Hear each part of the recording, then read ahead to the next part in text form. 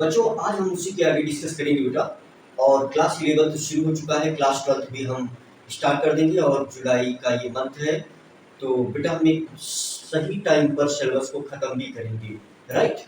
तो class 11 start हो चुका है और हम जीरो से डिस्कशन कर रहे हैं फर्स्ट चैप्टर, और उसमें हम जरूरी पॉइंट पिछले लेक्चर में हमने डिस्कस किया। बेटा 3-4 चीजें एक दूसरे से बहुत कोरिलेट करती हैं। तो पहली चीज है बेटा जैसा मोल कंसेप्ट, और उससे रिलेटेड एक छोटा सा टॉपिक हमने आपको बताया।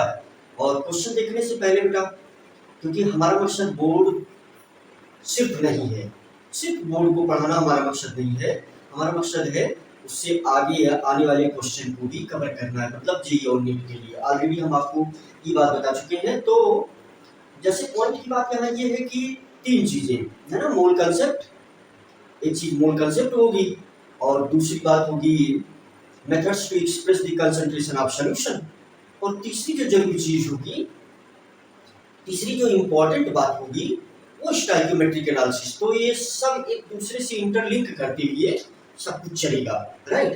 तो यहाँ पर एक जरूरी हेडिंग आप लोग पढ़ेंगे, methods to express the concentration of solution, right.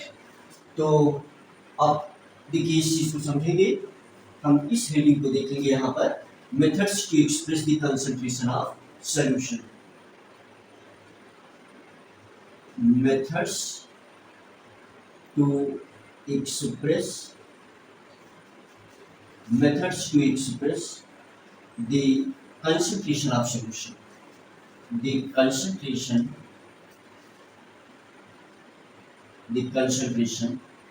of solution, the concentration of solution।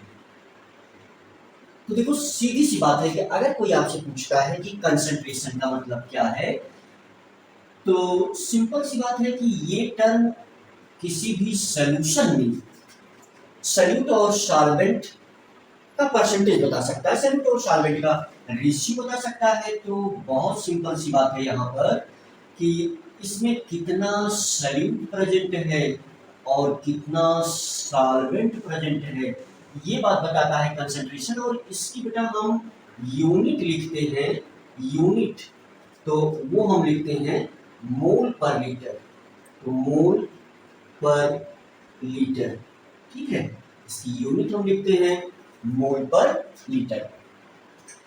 तो चलो इसके लिए जो है 2 मेथड साइंस में यूज किया गया है। तो एक मेथड को हम बोलते हैं ए, और इसे हम बोलते हैं बेटा chemical method, right, chemical method. और दूसरे को हम बोलते हैं बेटा बी, और इसे हम बोलते हैं क्या, फिजिकल मेथड, इसे हम बोलते हैं फिजिकल मेथड। तो केमिकल मेथड्स और फिजिकल मेथड्स प्लूरल बना लेते हैं हम। अब वो कौन कौन से मेथड हैं जिसके द्वारा हम कंसंट्रेशन को रिप्रेजेंट करते हैं। तो बेटा ये हेडिंग कहीं ना कहीं क्लास 12 सॉल्यूशन चैप्टर के लिए भी बहुत बेहतरीन है और 11th के लिए भी बहुत बेहतरीन है।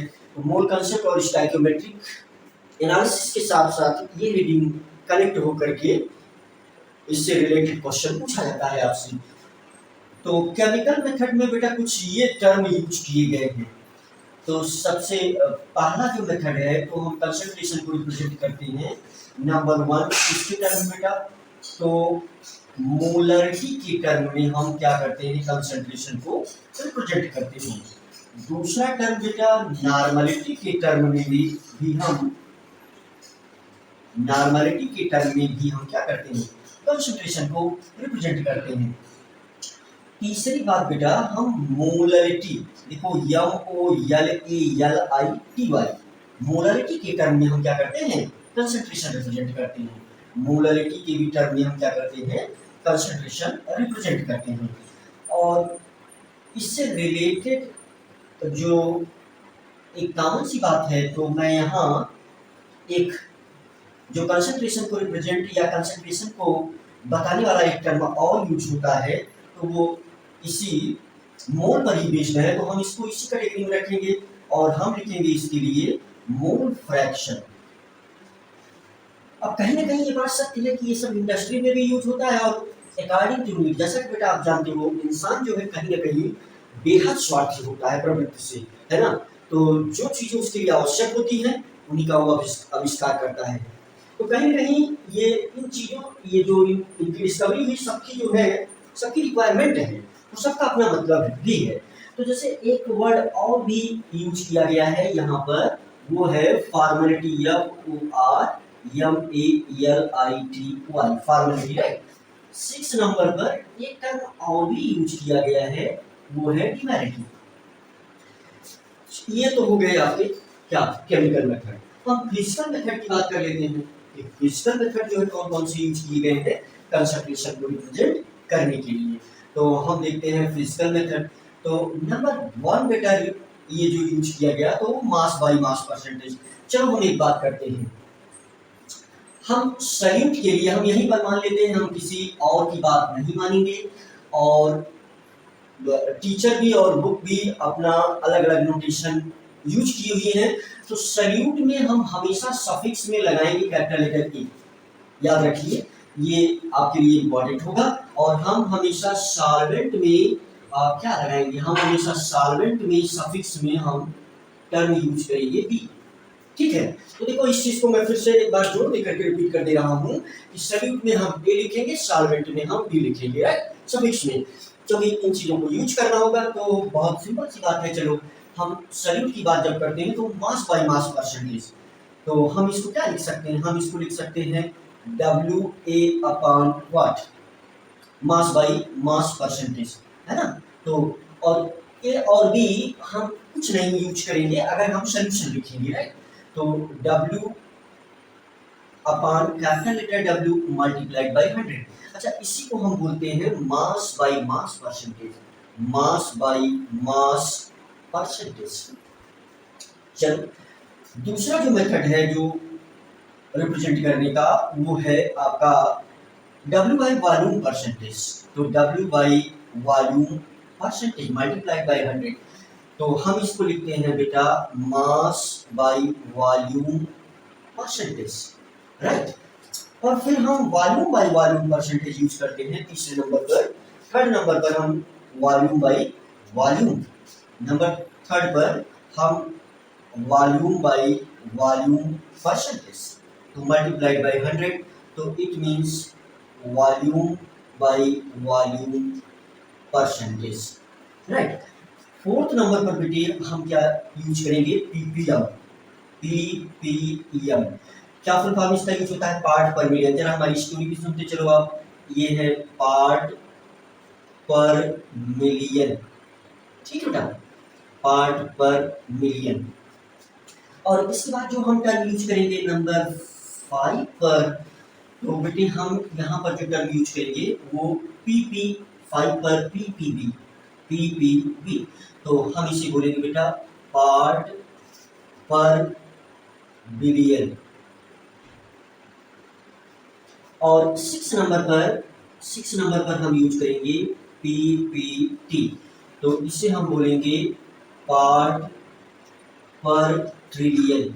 देखो कहीं ना कहीं इन चीजों की आवश्यकता आ चुकी है। सिंपल सी बात है, न्यूज़पेपर में लिखा जाता है कि CO2 का पोल्यूशन इन्वायरमेंट में 380 या 400 ppm हो चुका है, जो कि डेंजरस है। चलो हम मिलियन बिलियन ट्रिलियन की बात कर लेते हैं। तो आपको पता है शायद कि ये दोनों करेंसी ही है, और जैसे हमारी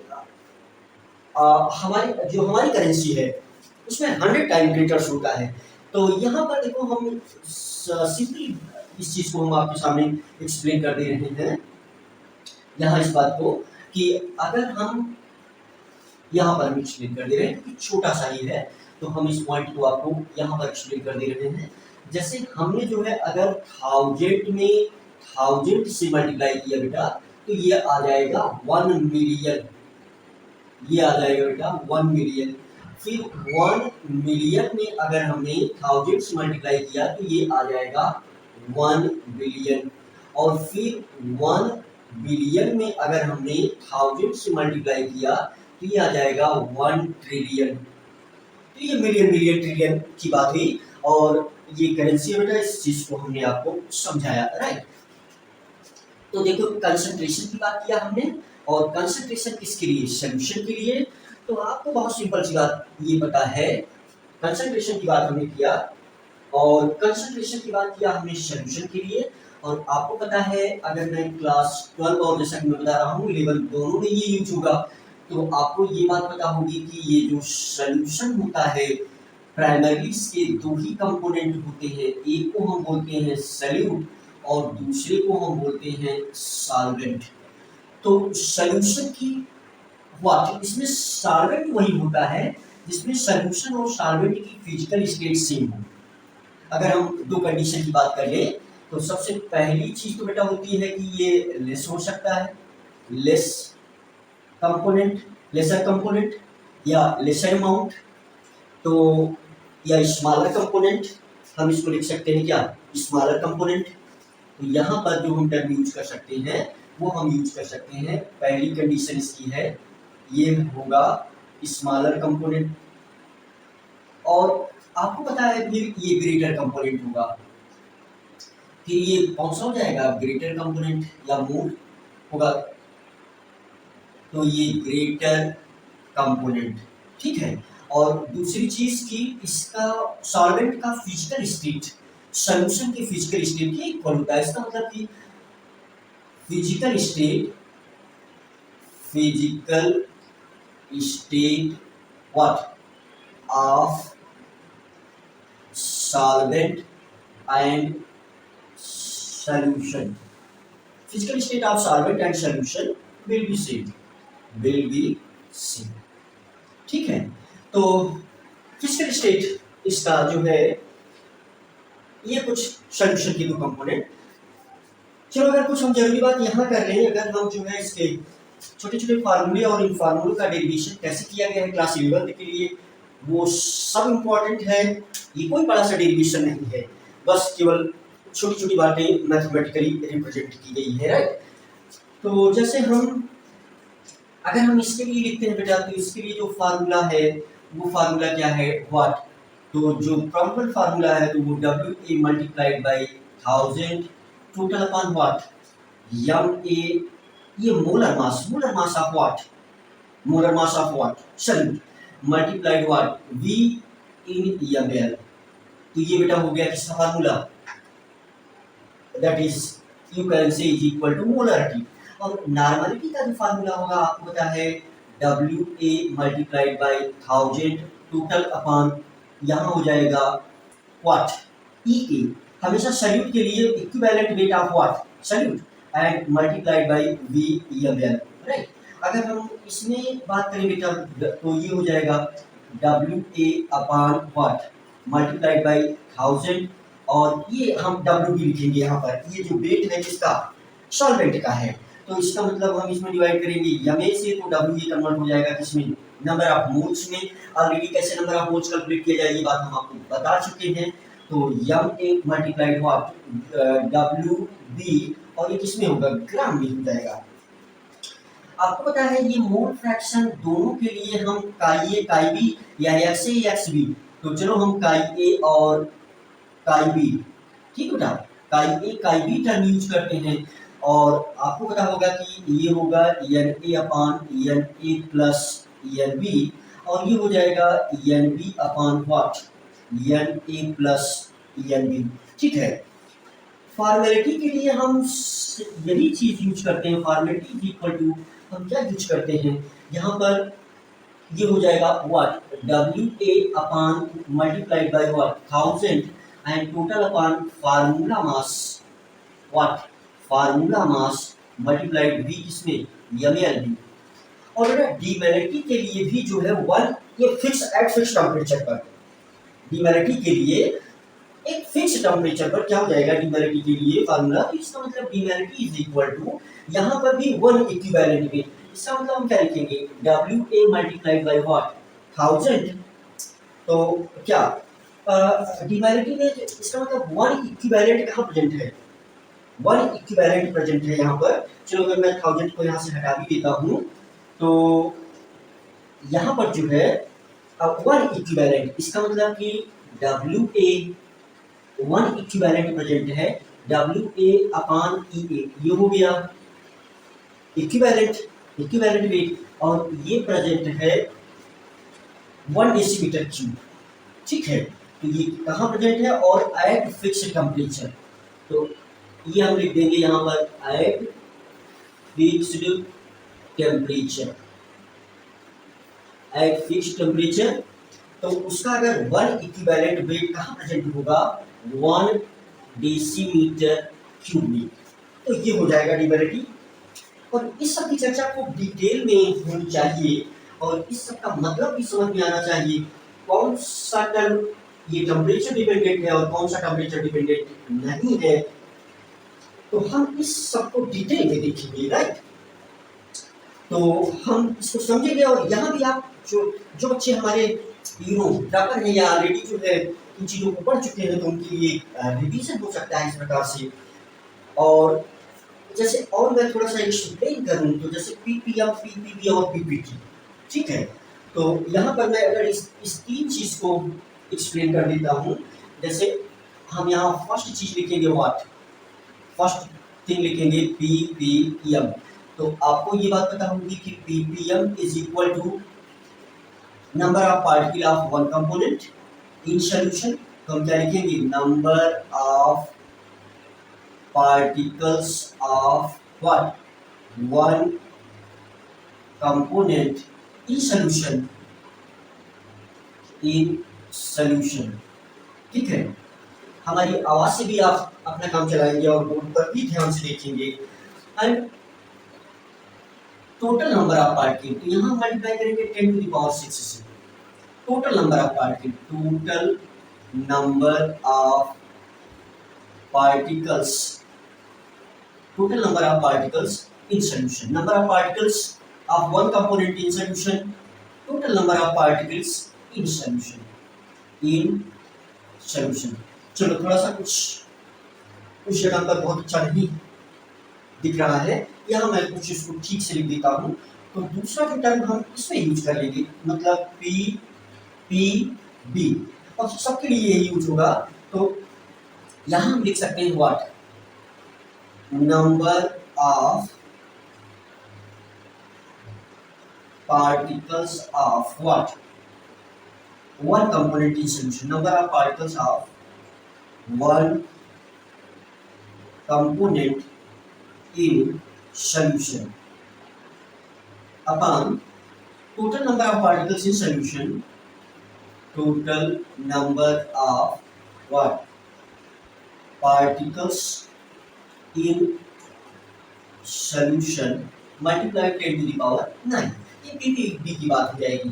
और ठीक इसी प्रकार से बेटा ये जो अगला टर्म है मतलब पीपीटी, तो पीपीटी की बात इसी प्रकार से हो जाएगी। तो यहाँ पर हम लोग लिख लेंगे, हम दूसरे टर्म में लिख दे रहे हैं number of moles of what, solute, number of moles of solute and number of moles of solution, number of moles of solution multiplied 10 to the power 12। देखिए, तो पहले में इसकी समरी हमने दे दिया है और बहुत सारे टर्म इसमें यूज होते हैं, जैसे यहाँ पर मिली, सेंटी और what, milli molar solution, normal solution, molar solution, right.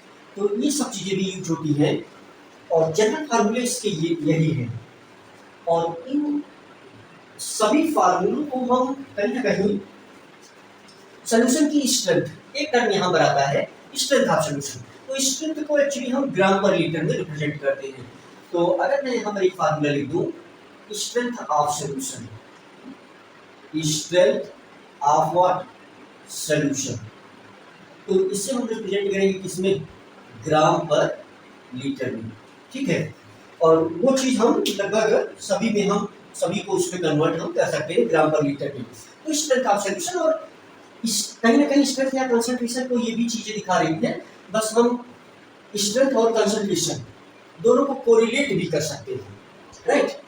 तो एक ये इंपॉर्टेंट मेथड है और इससे रिलेटेड क्वेश्चन और इस पर जो भी छोटी छोटी बातें होंगी बेटा, उससे हम अपनी नेक्स्ट वीडियो में डिस्कस करेंगे। और एनसीईआरटी ने कुछ बेहतरीन एग्जाम्पल दिए हुए हैं, तो उस एग्जाम्पल को भी हम लिखेंगे। और एक स्टूडेंट होने की वजह से कुछ अगर एग्जाम्पल्स आपको याद रहते हैं तो वो बेटर होगा, राइट। तो आप इन चीज़ों को देखें ध्यान से, और इसके आगे हम नेक्स्ट डिस्कस करेंगे।